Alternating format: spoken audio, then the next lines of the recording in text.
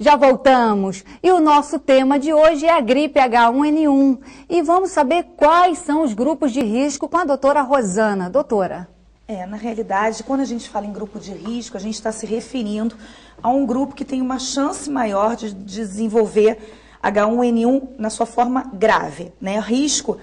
Sob risco a gente sempre está, quando a gente desenvolver a doença, né? Mas quando a gente fala de grupo de risco, são pessoas que já têm alguma doença. Então, por exemplo, doenças que diminuem as defesas do organismo, que a gente chama de doenças imunodepressoras, ou seja, câncer, AIDS, doença falciforme, diabetes mellitus que não esteja compensado, quer dizer, um diabetes mellitus que não esteja sendo controlado, ou outros doentes que já tenham algum fator de risco de base, ou seja, alguma doença séria de base, já vinham com uma doença séria. Então, por exemplo, pessoas que têm doenças do pulmão crônicas, como asma, bronquite, enfisema pulmonar ou doenças cardiovasculares graves.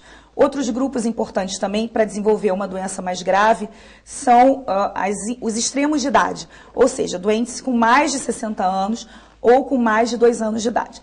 Um grupo de especial risco que tem sido visto nessa epidemia é gestante. Então, a população acho que já tem conhecimento desse grupo de risco, que é gestantes, tem desenvolvido também, tem a possibilidade de desenvolver também uma doença mais grave. Mas é importante a gente saber que há medidas de prevenir essa forma mais grave, uma vez que a gente tem o alerta em relação ao diagnóstico de H1N1 e que esses grupos de risco sejam avaliados mais precocemente e tratados mais precocemente. Então, a gente não tem que entrar em pânico, a gente só tem que orientar as pessoas de uma forma adequada. Agora, a doutora Rosana vai explicar como as pessoas são infectadas pelo vírus da gripe A através de um vídeo, né, doutora?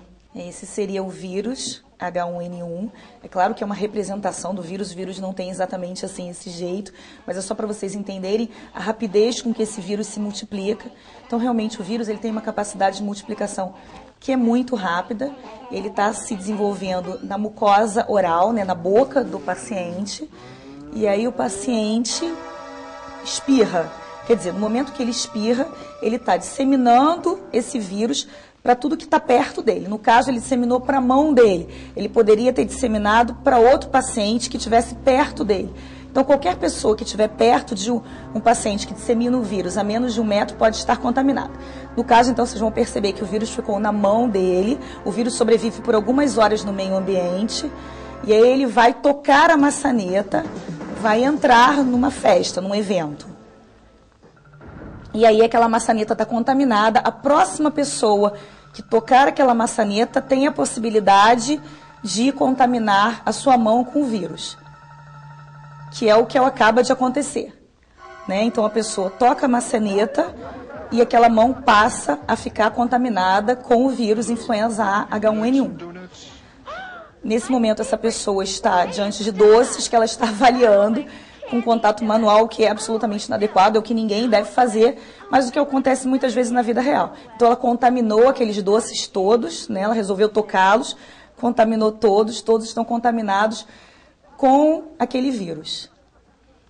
E aí ela continua com o vírus na mão e leva, lembre-se, o vírus estava na mão dela, ela leva o vírus à boca, nesse momento.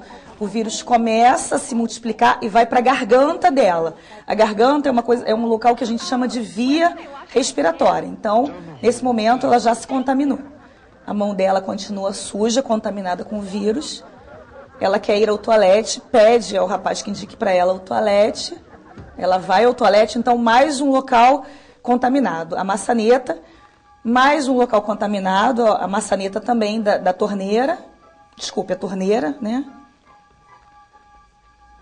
Ela lava a mão com sabão líquido e aí, nesse momento, mostrando que a lavagem das mãos é uma medida muito eficaz para combater o vírus. Ela já tem a possibilidade de ter sido infectada, porque ela teve contato com as mãos e depois com a boca, levando para a garganta. E aí, mais uma pessoa que pode ser infectada. E por aí vai, não para mais.